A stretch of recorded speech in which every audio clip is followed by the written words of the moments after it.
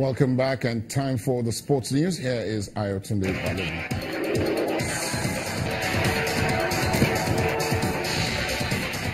Many thanks, Lally. It's off to Accra, Ghana, where Egypt and Liverpool forward Mohamed Salah has been named the African Footballer of the Year.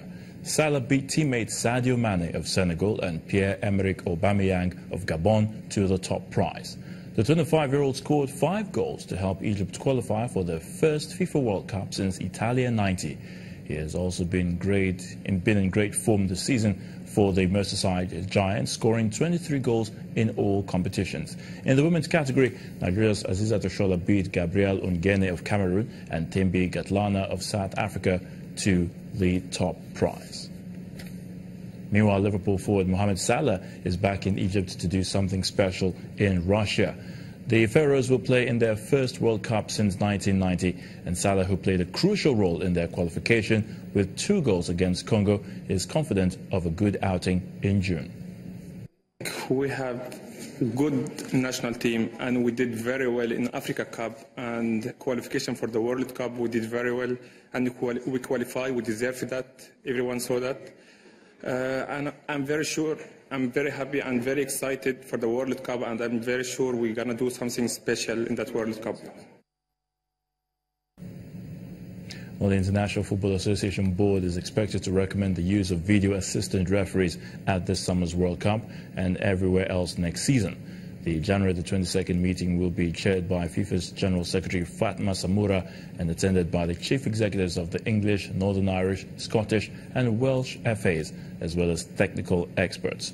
VAR has been trialled in 15 national leagues, including the German Bundesliga, Major League Soccer in the US and the Italian Serie A, as well as several FIFA competitions. Everton manager Sam Allardyce has confirmed a deal has been reached to sign Besiktas striker Cenk Tosun, subject to personal terms being finalised. Sky sources understand that Everton will pay £27 million for the 26-year-old. Allardyce is hopeful the Turkey international could be registered just in time for Friday's FA Cup clash against Merseyside rivals Liverpool. And that's a wrap in sports news. I'm Ayotunde Balogun. The news at 10 continues shortly.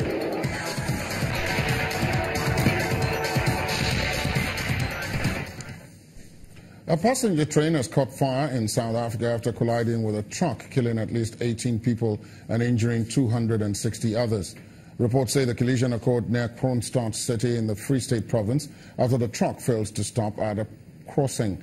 The police say about 850 passengers have been safely evacuated from the train. Eyewitnesses say the driver of the truck tried to flee but was arrested by the police. The train was traveling from the coastal city of Port Elizabeth to the commercial capital Johannesburg when the crash occurred. A severe winter storm is hitting the eastern part of the United States, extending a cold snap that has already claimed 11 lives. Forecasters say a severe pressure drop will lead to an explosive winter storm along the eastern U.S. and is already bringing snow to Florida. The U.S. is currently on its 10th day of record-breaking frigid temperatures, which began around Christmas. But the predicted new storm has led meteorologists to deploy a new term, bomb cyclone. A rare winter storm has hit the U.S. southeast, bringing Florida's capital its first snow in 3 decades and hindering travel, while New England braces for a blizzard called bombogenesis, forecast to bring heavy accumulations. The governors of Florida, Georgia, Virginia, and North Carolina declared states of emergency, warning residents to expect icy roads and unseasonable freezing temperatures. In the Northeast, work crews loaded trucks with road salt in advance of the storm. Don't drive if you don't have to. If absolutely necessary, then drive, but otherwise don't. And don't put the emergency personnel at risk, because if you go out and something happens, that means someone's going to have to come get you, and that puts everybody at risk and also takes them away from other tasks that they need to be doing. Much of the eastern United States is in the grips of a sustained cold spell that has frozen parts of Niagara Falls on the American and Canadian sides, played havoc with public works, causing pipes to freeze and water mains to burst, and impeding firefighting in places where temperatures barely broke 20 degrees Fahrenheit. Snow-covered roads, high winds, and the fact that this storm will bring 2 to 3 inches of snow per hour will make driving hazardous. And we are urging the public to please stay off the roads tomorrow unless absolutely necessary and to use public transit. The cold has been blamed for at least 11 deaths over the past few days, including 2 homeless people in Houston.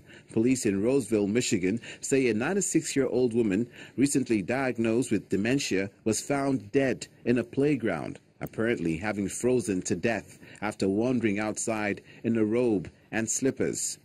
The U.S. National Weather Service also has a blizzard warning in effect from Virginia to Maine, with areas around Boston expected to see about a foot of snow on Thursday.